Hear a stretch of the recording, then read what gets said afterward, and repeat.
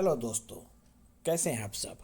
स्वागत है आपका हमारे अपने चैनल पर, जहां आपको समय समय पर मेरे द्वारा क्रॉस ड्रेसिंग कहानियां देखने को मिलती हैं।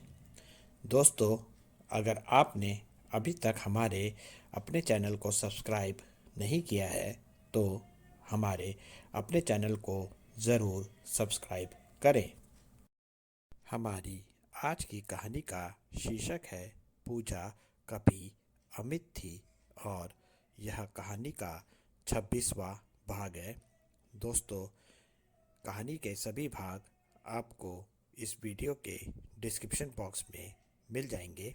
आप वहां जाकर कहानी के पहले के भागों को पढ़ सकते हैं।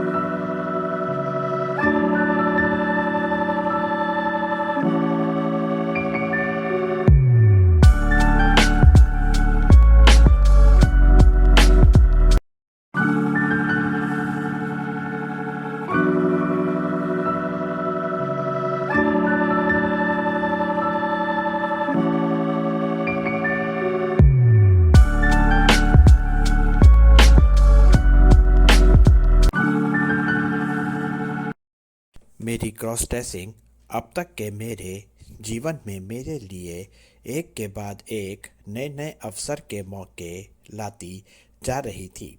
मैं अपनी क्रॉस ड्रेसिंग को लेकर बहुत ही खुशकिस्मत थी। अगर आप सब ने भी मेरी कहानी के हर पल को सुना होगा तो यह बात तो मेरे लिए आप भी मान गई होंगी। एक क्रॉस ड्रेसर के लिए उसके बिताए हुए क्रॉस ड्रेसिंग पल उसके जीवन में बहुत ही महत्वपूर्ण होते हैं। अगर हमें उन पलों में अपने किसी का साथ मिल जाए तो वह पल हमारे लिए एक यादगार पल बन जाते हैं।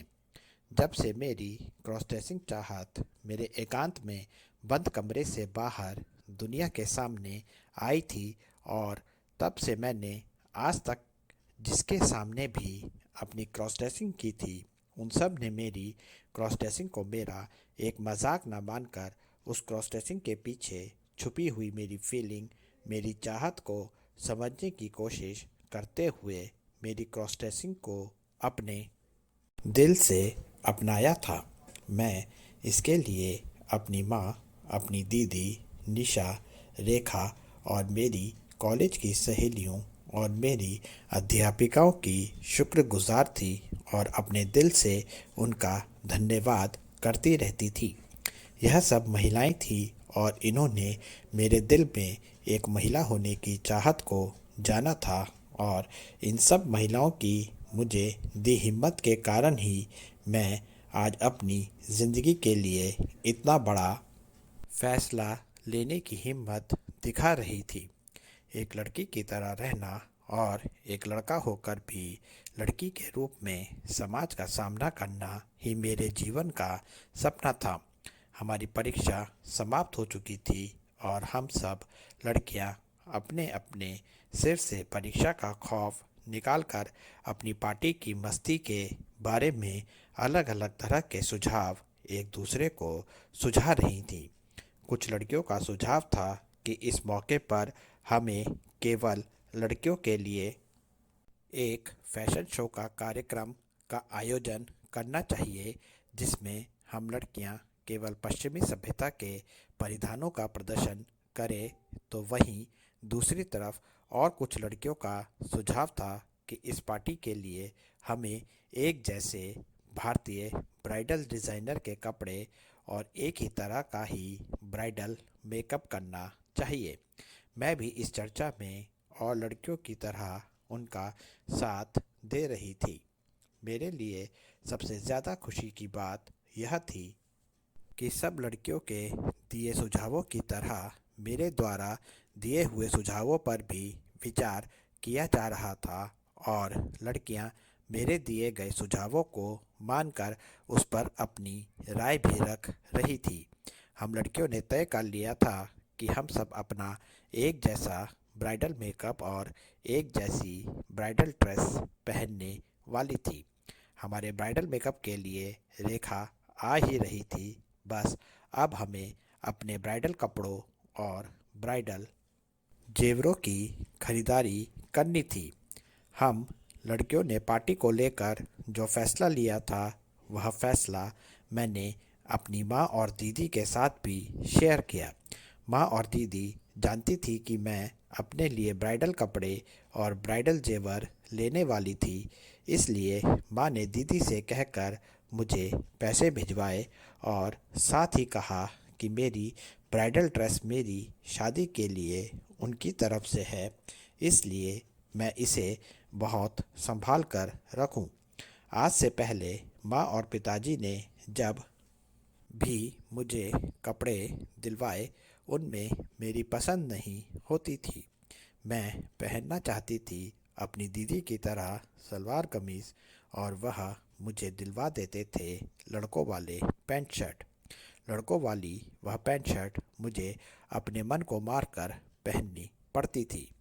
आज पहली बार माँ मुझे मेरी पसंद के कपड़े दिलवा रही थी। आज पहली बार माँ के दिलाए कपड़ों को पहनने में मुझे खुशी महसूस होने वाली थी। आज माँ की नज़र में मैं अपनी बहन की तरह एक लड़की हो गई थी। अब मुझे उस दिन का इंतज़ार था जब माँ दुनिया में यह गर्व के साथ कहे कि उनकी दो दो कामयाब बेटियां हैं जो कामयाबी के मामले में किसी लड़के से कम नहीं हैं। हम सब लड़कियां अपने अपने नाप के मनपसंद कपड़ों के लिए अपने कॉलेज के पास की मार्केट में गईं, जहां मुझे अपनी ज़िंदगी में पहली बार लड़कियों के साथ एक लड़की की तरह खरीदारी करने का अनुभव मिला। आज से पहले मैंने अपनी माँ और दीदी के साथ बाज़ार से बहुत बार खरीदारी की थी। तब माँ और दीदी के सामने मैं अपनी फीलिंग खुलकर सामने नहीं ला पाती थी। ठीक वैसे ही समाज के सामने भी अपनी फीलिंग खुलकर नहीं ला सकती थी। जब माँ और दीदी अपने लिए कपड़े पसंद किया करती थी, तब मेरा भी मन होता था मैं भी उनके साथ कपड़े पसंद करूं और अपने लिए लड़कियों वाले कपड़े खरीदूं। जब माँ और दीदी अपने लिए श्रृंगार के लिए कोई भी वस्तु देखते थे, तब तब मैं उस श्रृंगार की वस्तु की तरफ अपनी लालसा भरी नज़रों से देखती रहती थी। हर त्योहार आने से पहले जब जब माँ और दीदी अपने हाथों की कलाइयों के लिए चूड़ियाँ पसंद करती थी, तब तब मेरा भी मन होता था कि कोई दुकानदार एक महिला की तरह मेरे भी हाथों की कलाइयों को सुंदर सुंदर रंग बिरंगी कांच की चूड़ियों से भर दे। मेरे साथ के मेरे लड़के दोस्त कहा करते थे कि वह अपनी माँ या दीदी के साथ लड़कियों वाली खरीदारी करके परेशान हो जाया करते हैं, पर ठीक इसके उलट मुझे इस सब में बहुत मज़ा आया करता था। मज़ा इसलिए कि इस बहाने मुझे श्रृंगार की अलग अलग वस्तुओं की जानकारी समय समय पर मिलती रहती थी, और इससे मेरे मन में मेरा विश्वास और ज़्यादा मजबूत होता जाता था कि श्रृंगार की यह सब वस्तुएं एक ना एक दिन मेरी होंगी और मैं भी एक महिला की तरह इसी तरह इन वस्तुओं की खरीदारी करूंगी। आज वह दिन आ ही गया था। आज मैं अपनी माँ दीदी के साथ साथ इस समाज के सामने भी खुलकर अपनी क्रॉस ड्रेसिंग चाहत के साथ जी रही थी। पहले की तरह आज भी मुझे बहुत मज़ा आ रहा था जब मेरी सहेलियाँ अलग अलग प्रकार की ब्राइडल ड्रेसेस को मेरे शरीर पर एक एक करके लगा रही थी, और इसी तरह से वह उस ड्रेसेस से मिलते जुलते जेवर जैसे चूड़ियाँ और कंगन, गले का हार, नाक की नथुनी, कानों के लंबे लंबे झुमके, बालों के लिए गजरा और हर ड्रेसेस के साथ उसका मिलता जुलता दुपट्टा मेरे कंधे पर लगा रही थी।